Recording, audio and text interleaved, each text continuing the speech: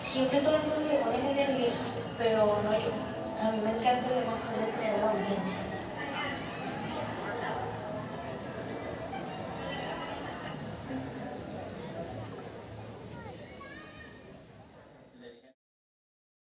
Celui où les enfants abandonnés sont récupérés par un couple et puis ils s'en occupent, quoi. Ils les élèvent. C'est assez surprenant de voir cette charité envers les enfants déshérités, abandonnés. Ça donne foi en l'avenir. On voit une famille, la souffrance d'une famille et le pardon, en fait, le film commence comme ça, les enfants comprennent pas, c'est la mère qui pardonne d'abord au ravisseur et les enfants comprennent pas et ils font tout ce chemin, cette enquête, cette recherche pour comprendre leur mère et finalement pardonner aussi avec leur mère.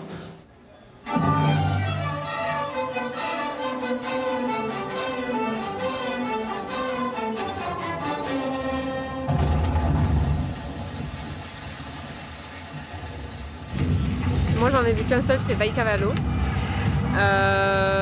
Oui, il m'a marqué, oui, parce qu'il parle de... c'est un sujet assez dur quand même, hein, on va pas se mentir. C'est un film qui impressionne assez par rapport à ce qu'il révèle.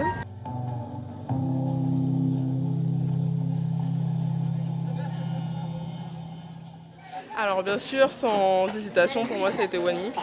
Donc ça m'a marqué car c'est un film où il y a des personnes de l'Ouest. Donc je me retrouve par rapport à là où nous situons, donc le bassin du Maroni. C'est poignant parce que ça parle du deuil, de la façon dont il est fêté chez les Noirs marrons, donc les Bushinengue.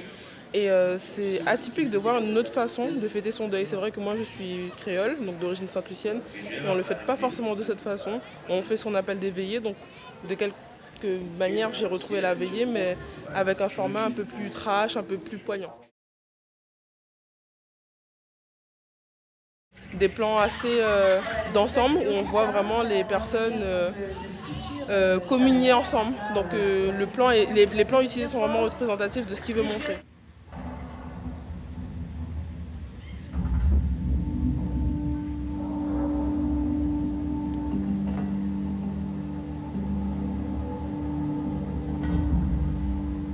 Il y a la façon que c'est tourné, la réalisation, le sujet, et puis c'est un ensemble, Les émotions qui en ressortent, il y a un avant et puis un après.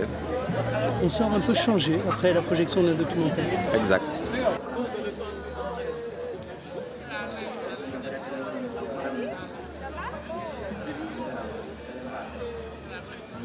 Les images sont belles, le film est beau et la démarche est vraiment touchante et impressionnante. Et je pense, ouais, cette année, c'est le film. Il y avait vraiment beaucoup de beaux films. Je trouve depuis 2 ans, les sélections du FIFAC sont vraiment très belles et c'est difficile de départager des films. Mais celui-ci, c'est celui qui vraiment m'a touché et m'a mis la larme à l'œil.